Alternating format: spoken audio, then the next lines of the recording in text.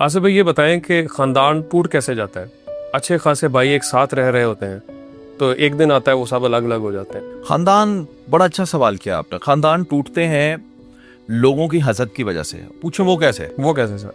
इस तरह आप याद रखें कि एक खानदान के अंदर ना, जहाँ तो सभी भाई सेटल हैं, सारे ही अपना अपना अच्छा करते हैं, वो कभी नहीं टूटते, खुशहाली टूटने ही नहीं देती। सही। लेकिन याद रखें जहाँ पे स्ट्रगलिंग फेज से गुजरने वाला एक खानदान होता है ना, और उसमें से एक या दो लोग निकल के ऊपर हो जाते हैं, बिल्कुल सही, उनके पास पैसे आ जाते हैं, उनके पास असर रसूख आ जाता है, तो वहां पे जो आपके हासदीन होते हैं ना, वो बाकी फैमिली मेंबर्स को उनके खिलाफ करना शुरू कर देते हैं। सही, फर्क डालना शुरू कर, देखें जी उन्होंने तो ये भी कर लिया, आपने क्या किया?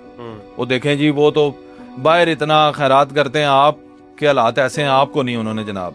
वो देखें जो खुद तो गाड़ियों में घूमते हैं, आपको मोटरसाइकिल भी नहीं लेके दे सकते।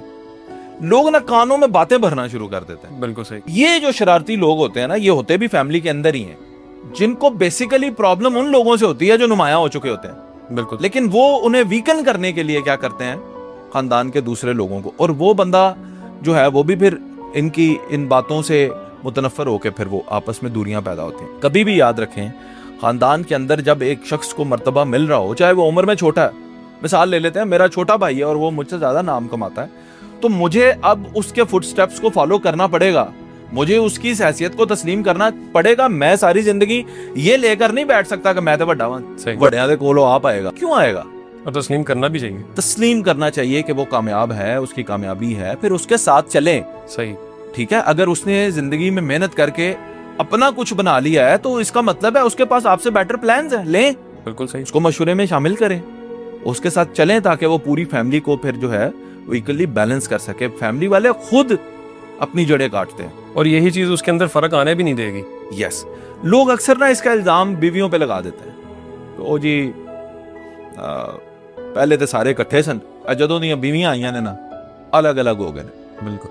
ये सिर्फ बीवियों के आने से नहीं होता, यानी एक फैक्टर जरूर रहेगा, लेकिन आप देखें जब एक बंदे की शादी होती है, उसके साथ सिर्फ एक औरत तो नहीं आगे जुड़ जाती, वो मकनातीस तो नहीं है, उसके पीछे पूरा एक कुंबा है, एक फैमिली है, वो लोग, उन लोगों की भी इन्वॉल्वमेंट आपके घर के अंदर आ जाती है।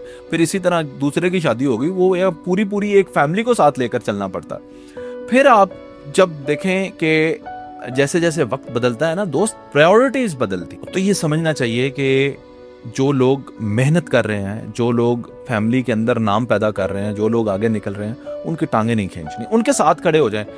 मैं आपको मिसाल दे देता हूं कि बहुत बड़े बड़े पॉलिटिकल खानदान हैं, एक जेलम में है, एक गुजरात में, बहुत बड़े बड़े सदियों की इनकी रिवायात है ना। सही। लेकिन हमने देखा कि 2018 से 20 के दरमियान, 22 के दरमियान ऐसे क्लैशेस आए कि वो खानदान भी टूटे। बिल्कुल। जिनके बारे में कभी तसव्वुर नहीं किया जा सकता था। बिल्कुल सही। जैसे दीवार में कोई वो विथ नहीं रह जाती, विथ ते सजना विथ होंदी है, भावें होवे वाल बराबर। बिल्कुल है ना, तो वो विथ आ गई। तो ये तभी होता है जब लोग आपके अंदर बाहर से आके इन्वॉल्वमेंट करते हैं, आप उनकी सुनना मानना भी शुरू कर देते हैं। फैमिली के अंदर एक दूसरे को, और खास करके अपने बड़ों को, या जो निकल रहे हैं, उनको वैल्यू दें, कभी नहीं टूटेंगे।